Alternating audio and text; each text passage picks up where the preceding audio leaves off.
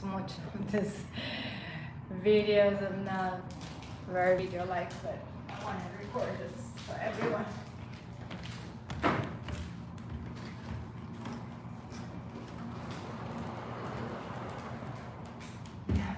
So the restorative yoga really goes well with everything that is, chakras that we're going to talk now, and pranayamas, and I wanted to start with the subject. I don't know if we will be able to finish today, but at least we can start with it, right? So now we're going to talk about energetic anatomy. And this weekend you have your Western anatomy, of course oriented to yoga. The energetic anatomy is about that energy that we work with yoga that we cannot touch.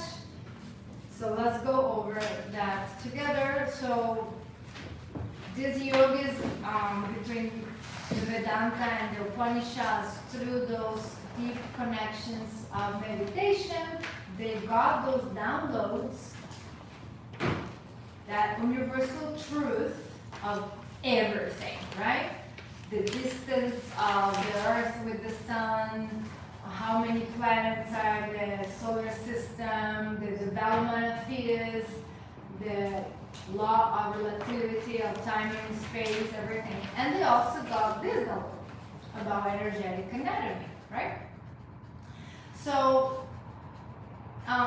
they came to realize that we have 90% of our energy dormant. And we only use around 10% of our full potential. Isn't it fair?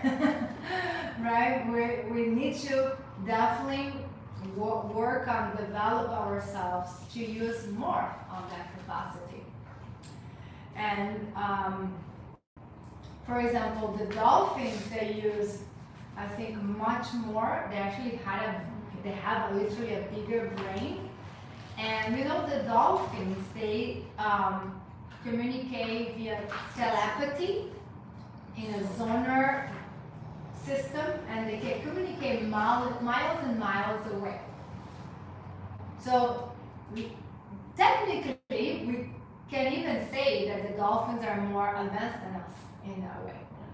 That's why, again, we don't want to kill a species that actually are much more advanced than us. And the dolphins, of course, are definitely special aquatic beings. And a lot of studies are being done with them about the relationship with their family, their super care for each other. Amazing. So these yogis, they realized that. They realized that we only use the 10% and the 90% is sleeping. And of course, that's not how we want to walk in life. We want to be fully developed human beings. And it should be the goal of life, right? To be an awakened one, to really feel that potential. Now, that sleeping energy, they call it Kundalini Shakti. Okay? You can write it if you want, it's on your manual as well. So, but this is well known, right? Well known. And so this Kundalini Shakti is sleeping on the bottom of your pelvis, okay? In between your private parts, in between your coccyx, that's where she is, sleeping there. That's why no matter how, we don't want to make sexual activities never a taboo, right? Not talking about sex and this and that, because, it's the source of life, is the source of creation, and is where the energy is sleeping, in that area, right? So we really, need to go in there. Now, so this is the Kundalini Shakti, is sleeping there. And to do these different yoga techniques, the goal is to enter Samadhi. If it was Vedanta, let's say, but if it was Buddhism, it would be the state of Nirvana, right? And if it was Tantra, it would be a Kundalini awakening. That's how we call it, right? But it's all basically related with the same. When you wake up that energy, you will feel much more than you feel today, and you will develop yourself maximum. Then the other thing that they came to conclusion through those downloads from the source in their meditation was that this energy that we have is spread through very small pathways of energy called nadis. And we have 72,000 nadis. There are something similar to the system that also acupuncture use. Have you received acupuncture before? Okay, so in acupuncture they use this nadi system, this very small pathways of energy, and you can treat your liver on your ear.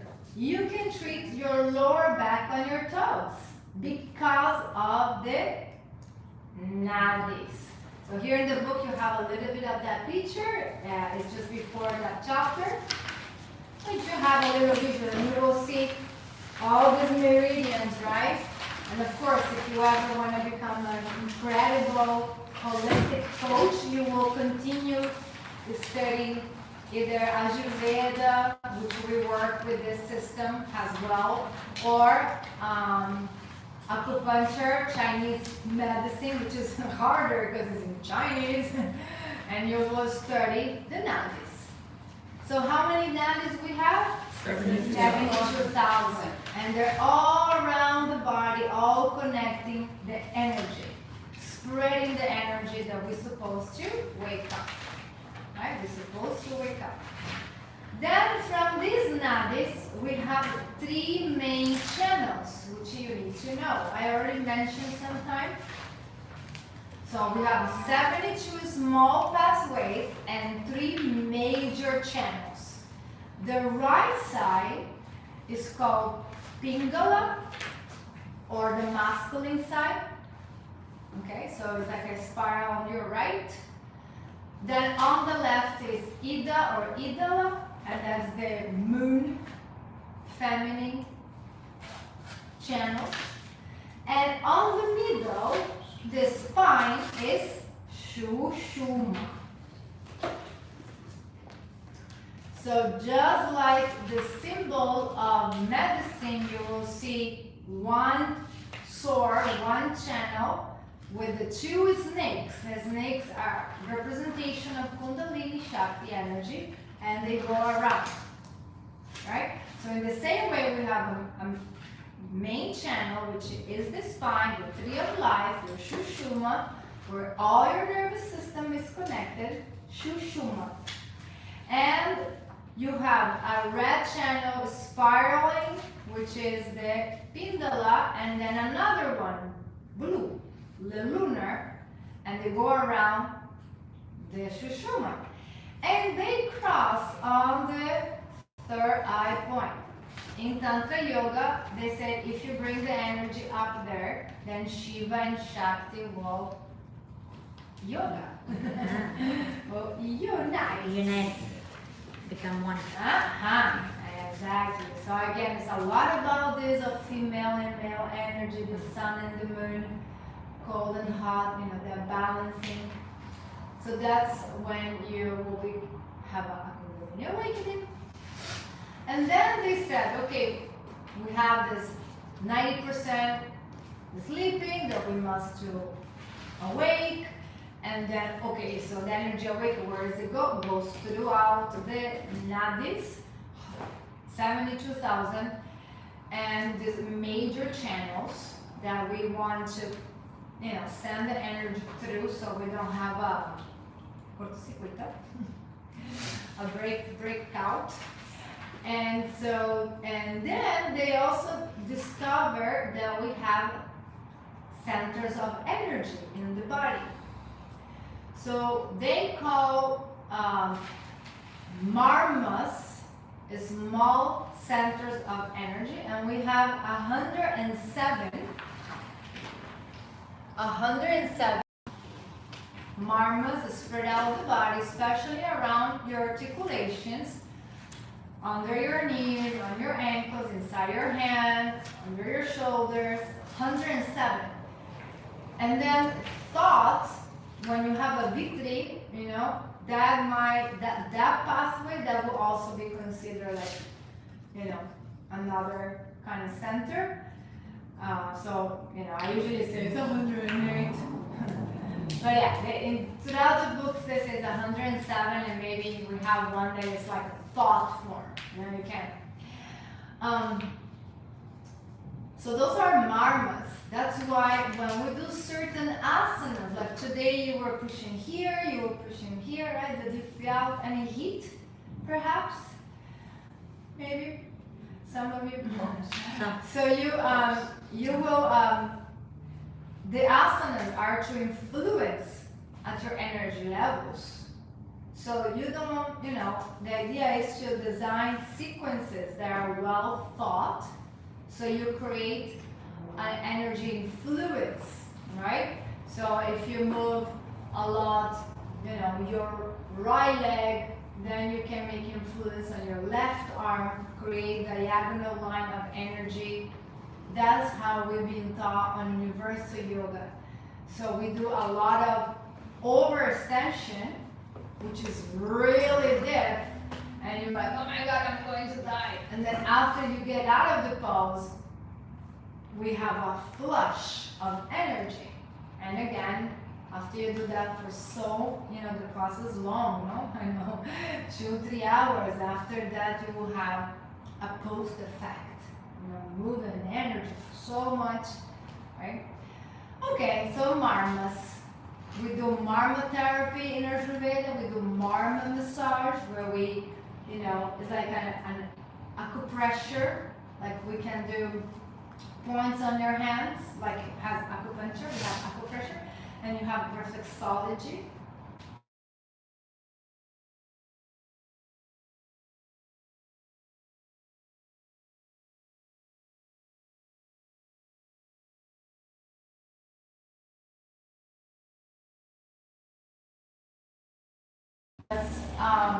So many different points, and you can even buy a book in marmas. And you know, in massage therapy they call it like trigger point, things like that. Anyhow, from these centers of energy, they saw that we have 7 major ones called chakras. So marmas are smaller, but are like mini chakras. And then you have the chakras. Chakras translate to wheel. Energy. Yeah. So it can be like a wheel of energy. Exactly. Chakra is also one of the weapons of Vishnu, the good guy, the preserver. He has a disc on his finger, and he needs to balance that battle, you know, like Krishna and Arjuna, and then through his chakra disc, and evil is out, you know, so you know. But in this contest are wheels of energy. Actually, we have those right there, so maybe I can even put them here. And so, no shame. Next time. But yeah, we have the chakras all around the school here. Let's go over them now. So the chakras are these wheels of energy, and they can spin clockwise or anti-clockwise, we can say, right? And they can also be stagnated. If you visualize them like this disc. They also have cone-shaped energy, and they're not just on the front, they go from the front and back. So it would be like a cone, like this kind of energy expansion, and also through the back. That's why, you know, you might not want to touch your hands in a girl's chest, but you can touch her heart between her shoulder blades. And it will be the same thing, right? So they go both directions, from front and from back. and you should be able to actually feel that energy. And okay, so let's start with them. And this is, we're using a standard Hindu system. In other systems, even Tibetan, we said we have up to 12 chakras. We have some chakras below the body that connects with the earth, and we have chakras that go above the head and connects with other spheres of consciousness. So we're going to stick with the 7 for the sake of it, but I just want to know that other lineages, you will visualize more centers of energy outside your body, right? So that's how it goes. So the first one is the Muladhara chakra. Mula, we already spoke about this on Mula Bandha, right? Mula means root. Therefore, that is the earth element, is represented by the color red. So today I was saying visualize red roots. I mean, if you use your imagination to apply dharana, right? If you use your imagination to have concentration, then you will kind of, call that energy that you are visualizing. So definitely something to connect with the earth element, so roots. So what is the earth giving us? Again, by memorization, it will be harder for you. And you need to know everything about the chakras for your test, like everything. You need to know everything about the chakras, okay? You can make a chart kind of thing and just fill up that. But so what is the earth giving us? So the earth will give us qualities of grounding, right? Security. This is like my survival, right? I need to have my minimums met, my food and shelter, and otherwise what? Foundation. Foundation, exactly. This is about kind of knowing what your tribe is, who you are in the world. So all related with that. And let's just repeat the name, Muladhara. Muladhara. Yes. Each chakra has what we call a bija sound. Bija means seed sound. So let's say you feel ungrounded. You feel ungrounded, you don't know what to do. If you be a lawyer, be a veterinarian, say move to Miami or move to California, oh my God. No roots. No, you're ungrounded. Then you can just maybe, how we're going to activate that chakra, one of the ways can be with the sound. So you will sit there, and that's also a technique of transcendental meditation.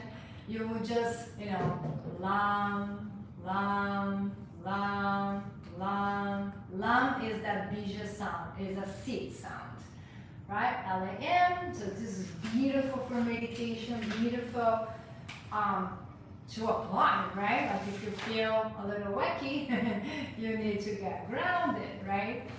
And of course, anything that is related with the earth, maybe go practice on the park, maybe go walk without shoes, maybe do your, sitting asanas in the beach, or you don't do yoga, fine. You feel ungrounded, go read the book under a tree, and get that earth energy going for you.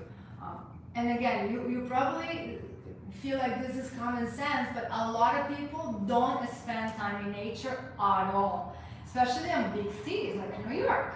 It's 9 to 5 in the job. Before that is inside the subway. After that, inside the house. So when do they get to do their grounding, their earthing, right? Not very often. And then going forward, this can, this can happen. So the color is red. Another way to balance the chakra would be having red food, like apples or peppers or maybe strawberries, dressing red that will stimulate that chakra as well. And of course we have the Ayurveda way to eat that is according to your constitution and your elements. But some people say, I like to put my chakra colors on my dish, and get stimulated by that. And it's also connected with the sense of smell, kidneys, bladder. The kidneys are the ones that are filtering your body. And so yeah, so this is, you know, earth grounding, trying to think about that security, right? The asanas will be anything that it makes you ground, so you can, you know, when you do tree pose, you're balancing. When you're balancing in one leg, you need to ground that leg. Otherwise, like comes the wind and you. So maybe if you cannot balance very well, maybe, you know, it happens like if you're traveling or if you're moving from one place to another, you kind of lose your roots. And it takes a process for you to reground, right? So that can be a reason. Anything on the floor, Sukhasana, Padmasana, we do today, Virasana, bending the knees. Any pose on the earth will be activating that Muladhara chakra. And you can start mention those things as you teach. You're going to maybe say something for Manu Maya Kosha. Maybe say, well, this pose, extend the hamstrings in one side and open the hips, release lower back pain. This pose also helps you to be more connected with your roots, what that means to you. What means being rooted means to you. And now you're doing a yoga class that is like a psychology, it's like a healing session, it's like all on it because of the koshas, right? You understand levels. Now we are in energy level, talk about energetic anatomy. So you can make, you know, I call it like being a shaman of yoga, right? Like you're really staring things deeper than just physical. So, okay, so any standing poses, any sitting poses, of course, activating that Mula Bandha will incentivate that chakra. And again, if you is all well in balance, you feel yourself secure, you feel yourself grounded and stable. But if you don't, if you feel yourself unstable, unsecure, you don't know where to go, you will have friends, family, students that will tell you, I feel like this, like that. And then you know that, okay, you might need to work on that first chakra, right? To ground yourself. And nonetheless, this is where the thing starts, from the bottom up. That's where the Kundalini energy is sleeping. So no matter if you're grounded or not, you might want to work with this chakra because that's where the Kundalini is there. You're 90% waiting to like, hello, you know, open that Pandora box, you know. And so, all right, good? Next one is the Savadhisthana chakra. Savadhisthana. That is the water element is your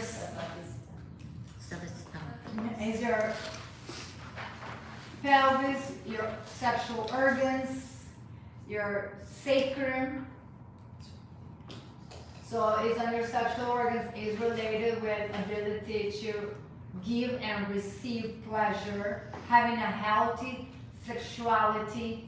And now this is really source of happiness in a way. Like you need to be at peace. Not having like not too much, not never, you know, being selective. But it's the water element, right? This is the water. This is where the mom holds the baby in that amino acids, placental water world. So what does the water give us? The water gives us flow. fluidity. So it will represent like the vinyasa flow on your practice. But what does it mean being fluid? Like things don't turn the way that you expect them to be, and you're just fine with it. It's that non-expectations. It's like, because emotions rise. I want this to be this way, and you didn't get it at all. And then you have emotions related with the opposite actions of it. You know, we call false expectations. So also the water will ask us to let go of your emotions quickly. You feel upset, you feel sad, You have a whatever it is that you feel it and let it fluid, like a river. You know, you don't need to be feeling things from last week because it is gone. You know, like, oh yes, you know, mumbled again. What did someone say to you? What happened? Like, you know. So, not suppressing emotions, but not holding on to the emotions. They calmly go like a water, fluidity of life. We don't want to be rigid, right? My way or the highway. Just go with the flow, you know? Especially if you're pretending to go to do some spiritual traveling in India, in Nepal. Things never turn the way that you're supposed to be. There's always something. And so then you're going to be upset the whole time. No, it's meant to be. God is driving here, and you just go with it, right? Now, also relate a little bit with the healthy sexuality about enjoying, but not necessarily. So what does it mean to enjoy? Yes, you have the right to enjoy your sex activity with your partner, but any pleasures, guys? Any pleasures at all? Mm-hmm. You know, a lot of people that I know, that I see here for chakra balancing, that we do it sometimes, and then, okay, when was your last vacation? I think 2 years ago, for a week. When do you enjoy your life? You know, so having that awareness that, you know, you're not here just to work, right? You pay bills. So enjoy yourself. How can that translate? Getting a massage, getting a vacation, getting a solitude time off to recharge. You know, not all the time you come in, you know, work. So enjoying life, you know. And I'm a good example of that because now I do enjoy life more. But, you know, if you just put me on the hammock, watching the ocean, if I have a pitta disbalance on that fire, I would be like, what else can we do here? And let me just study something. Right? So they're able just to be and enjoy. It can be a challenge, you know? You know, like the same, like you just want to be resting and now all of a sudden you clean your whole house. I'm at home, painting. So enjoy yourself and water, sensuality, you know, again connected with your sexuality, but being sensual, being, you know, kind of feminine as well. So all that, and again, for you, maybe makes a lot of sense, but we know a lot of people that they are married and they don't, you know, have a good time there, or they don't know how to express emotions. It's like rigid. They don't, you know, they didn't learn, and they don't know how to do it, right? Just say I love you, things like that. No. So, you know. And so what else we can say about this? When you practice brahmacharya and we talk about, you know, not having too much or nothing of it and having moderation, we can also talk about when you do have a conscious choice of control your sexual energy to transmute. And when you hold that sexual energy, you will develop a lot of creativity for your life. It's like you get supercharged with so much vitality, more energy. And you know, I told you this is how I got that TV show. This is like when I decide to, you know, be abstinence. And yeah, it can be a year, but it doesn't need to be a year. It can be 3 months. Whatever makes sense on your heart that is doable.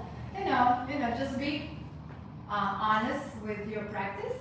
But most of the time, after that time that you transmute that sexual energy, you will create something beautiful. It comes from that creativity. It might be, again, you know, your website, it might be a child, it might be a, trouble, something that you will give more. So you can definitely work with that, transmuting the sexual energy to something creativity for your life. The color is orange. I usually use the example of rivers from a mountain. Usually rivers from a mountain is never crystal clear. It's kind of like muddy sometimes. So I kind of use that example to have a visualization. So those are the qualities, right? So if you don't have fluidity, you will be rigid. If you don't have a healthy sexuality, you will be basically kind of energetically constipated or upset, or like something's not right for you, and so on and so forth. Poses, anything that opens here. So the Supta Baddha Konasana, right? This Kona shape, angle shape, Konasana, Baddha Konasana. Warrior 2 can be another one. Navasana or Malasana. Malasana is also really nice there on your hips. Another one, pigeon pose, another one, everything that is opening the sides of your body. Tree pose, Navasana.